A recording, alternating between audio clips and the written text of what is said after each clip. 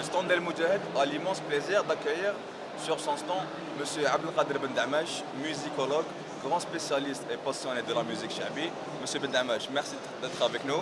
Merci bien, et puis en plus, un ancien d'El Moudjahid également. Vous êtes les bienvenus. Alors, vous avez consacré récemment tout un livre entièrement à Amr Zahi, ce monument de la chanson chabi, paru tout récemment chez Enag Édition, sous l'intitulé Amr Zahi ou l'éclat juvénile de la chanson chabi. Parlez-nous-en. C'est vrai, Cheikh Amr Zahi mérite largement cette publication. Il mérite d'abord cette publication en plus de la reconnaissance et en plus de la considération. Parce qu'Amr Zahi a été un monsieur qui a changé la face de la chanson chabi, à lui tout seul. Et pourtant, il a été un élève indirect de Cheikh Boujmal Anqis. Il a fait presque comme lui. Et ensuite, il s'est distingué par sa personnalité propre, par sa manière de chanter qui était différente des autres, d'abord, techniquement, artistiquement aussi, sur le plan de la voix, sur le plan de la connaissance des choses, la connaissance des poésies qu'il avait traitées. C'est à peu près les mêmes poésies qui ont été interprétées par d'autres. Mais lui, il leur a donné une certaine dimension. Bon, c'est pour ça que dans toutes ces choses-là, ce qui m'a fait choisir ce monsieur, cet artiste, parce que je suis en train de faire, comme ça, tous les 2 ans, tous les 3 ans, une grande personnalité qui doit rester. C'est comme ça que je m'engage personnellement dans cette histoire. Il doit rester dans l'histoire. C'était la cérémonie d'enterrement grandiose. C'était cette grandeur qui est sortie au grand jour, comme ça, de l'Algérie tout entière et puis du monde entier, puisque la presse unanime, nationale ou internationale, a relevé ce détail qui est important, qui n'est pas un détail, qui est un fait historique très important. On n'a pas vu, on a vu rarement, sauf celle des chefs d'État ou celle des grandes personnalités, comme Haj Brizq, qui a eu aussi les honneurs de cette grande foule à l'époque. Justement, quelle a été la capacité créatrice d'Amr Zahi? Qu'est-ce qui le distinguait par les autres interprètes de sa génération? C'est ça. D'abord, c'est l'improvisation par moment. C'est la sortie du cadre qui est déjà prévu, puisqu'il y a un cadre dans le monde du chabi. On appelle ça marmet, c'est-à-dire les canevas. Il y a des canevas qui sont préétablis par les grands, par les anciens, par l'histoire de la musique chabi. Et lui, il est sorti complètement. En voulant, par exemple, comme il l'a fait lui-même avec Boujmal Anqis, il a choisi les mêmes modes, les mêmes musiques, les mêmes chansons, etc. Et il a imité à 100%. Quand on écoute Amr Zahi, les débuts, les années 60, 61, 62, etc., c'était Cheikh Boujmal Anqis en personne. Et ensuite, il s'est distingué. Il s'est distingué par l'improvisation que ne font pas d'autres. Il y a un cadre à respecter. Tous les interprètes du chant chabi restent dans ce cadre. Et quand il sort un peu de ce cadre, c'est interdit. Donc, lui, il a dépassé ces cadres. Il a éclaté l'espace musical de chabi qui était, je ne dirais pas cloisonné, non, qui avait une forme. Avec Amr Zahi, c'est devenu une autre forme. Et il y a eu par la suite, dans les cérémonies familiales qui étaient propres à lui. Les cérémonies familiales étaient vraiment des slaloms de chants, de musique exceptionnels qui tenaient en haleine toute la population qui venait écouter durant ces cérémonies familiales. J'ai assisté à quelques-unes de ces cérémonies familiales. C'était envoûtant, on ne pouvait plus sortir, il était là. Parce que il y avait un public, lui, et les musiciens aussi, parce qu'ils jouaient un rôle. Parce que lui, Amr Zahi, donnait la pleine latitude, la pleine possibilité, la pleine liberté aux musiciens de le suivre ou de ne le pas suivre, c'était comme il voulait.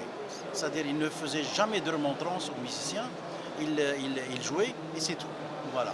Et ce sont les autres, et c'est comme ça qu'on a eu beaucoup de virtuoses qui ont travaillé avec lui et qui sont devenus des icônes en tant que musicien par la suite. D'accord. Au-delà du génie créatif, du virtuose, du grand maître, vous consacrez tout un chapitre sur l'éclipse de l'artiste et son refus de paraître. Parlez-nous-en justement de sa personnalité d'être populaire, d'être très loin des lumières.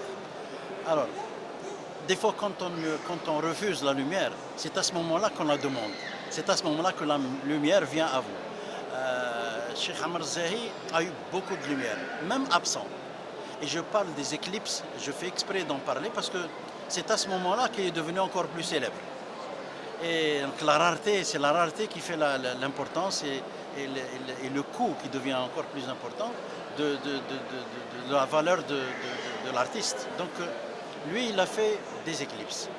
Moi, je peux dire, je l'ai toujours dit d'ailleurs, même de son vivant, il faut le laisser libre. Parce que l'artiste doit être libre. Lui est un véritable artiste qui est un créateur, c'est un monsieur qui était voué à la création artistique. Il était dans le sang, il avait ça. Donc s'il ne veut pas le faire, il ne faut pas lui demander de le faire. Il était comme ça. Donc il fallait respecter sa liberté. Et quand il devait revenir, eh bien, il revient et c'est tout. Ouais. Et il est revenu à chaque fois. Une fois en 87 où il a fait le plus beau concert de sa carrière.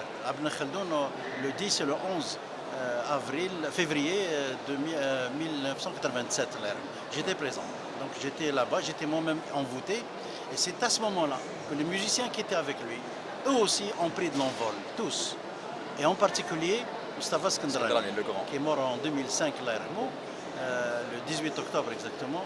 Mustafa Skendrani qui reste lui aussi, celui-là mérite également une grande publication, Inch'Allah.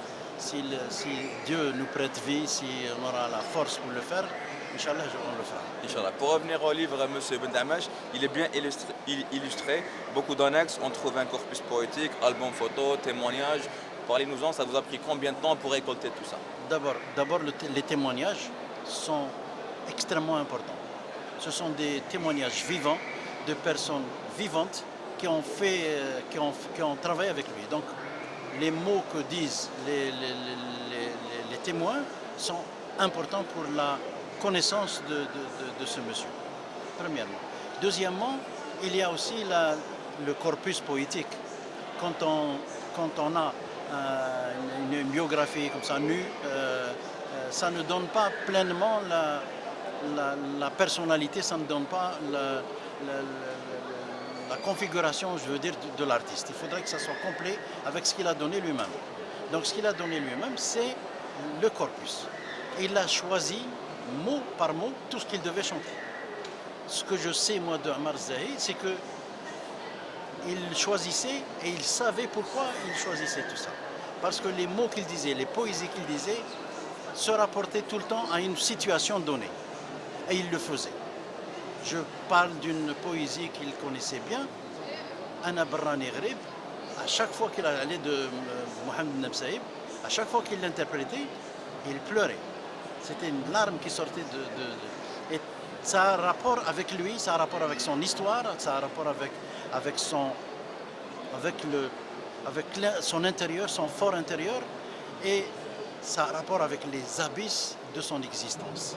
Et c'est comme ça qu'on peut comprendre Cheikh Amr Zahi et le laisser lui donner libre cours à sa vie, qu'il vienne ou qu'il ne vienne pas, c'est exactement la même chose. Et c'est pour ça que les moments d'éclaircie, on avait des pépites, soit pendant les cérémonies familiales, soit dans les enregistrements qu'il faisait à l'époque. On n'en a pas fait beaucoup, mais à chaque fois, il y a une expression artistique qui sort, et c'est un plus dans l'histoire de la musique chabi.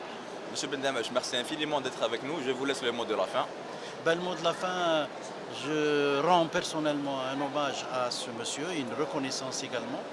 Et je permets par les modestes moyens que j'ai personnellement à le laisser dans l'histoire. Il n'y a pas mieux qu'un livre pour garder la mémoire d'une personnalité dans l'histoire, comme dirait المتنبي أبو طيب المتنبي رحمه الله يقول أعز مكان في الدنيا سرج سابح وخير جليس في الأنام كتاب. Merci infiniment, monsieur Ben Damache, c'était un grand plaisir. Merci bien.